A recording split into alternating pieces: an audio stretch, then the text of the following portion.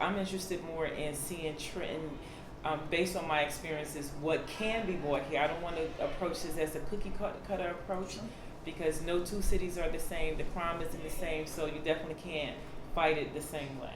My first impression is that there's a lot of work ahead of me in terms of building a partnership with the community. I think that's the only way that we can really turn this around, is if you have a true partnership, and that goes back hand in hand with community policing. So that's my real first impression. Mm-hmm. From my experience in Newark, we started a block watch group on almost every block, and then when we couldn't get enough people on a particular block to form a block watch group, then we combined blocks so that they would have enough members to qualify for a block watch group. And then what we would do is we would spend 3 days with them, training them on how to identify crime, how to report crime, assigning them identification numbers so they would no longer have to use their names. And we saw that to be quite beneficial in the South Ward, and they still maintain that practice today. But my long-term goal is to definitely move closer here.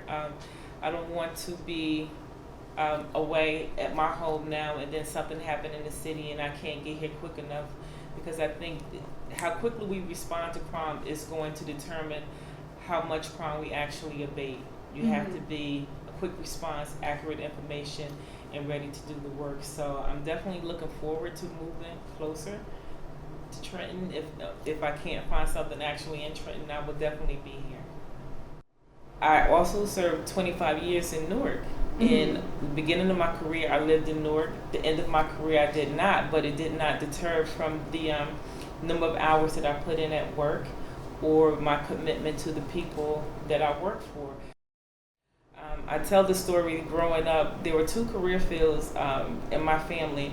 All of the men were in law enforcement and all of the women worked at a factory making stockings, and I definitely didn't see myself making stockings, so I chose law enforcement. And I think that goes a long ways with people that are now looking to get into law enforcement. What has been their experience? Has it been a good experience? Has it been a bad experience? If it's been bad, then they're most likely not going to choose law enforcement as a career field. And so where we come in is that we try to build a more positive experience, and in the time that you have to have the negative experience, be able to explain it in a way they understand that, okay, we did this because, and just not let it be a negative experience and allow that feeling to linger with the person. And I think if we start to turn that around, you'll see more of an interest in both male and female wanting to get back into law enforcement from their own communities.